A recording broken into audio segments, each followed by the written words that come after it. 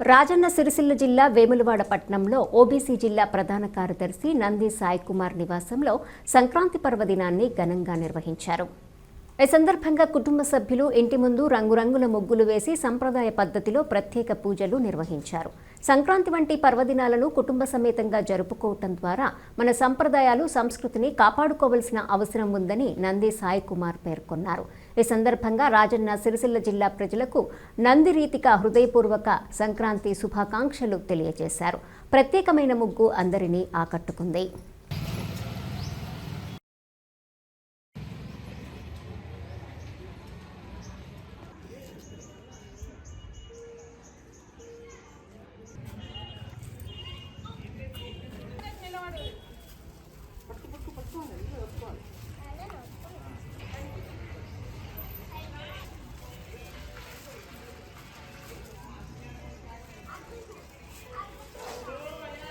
నమస్కారం. నా పేరు నంది రితిక.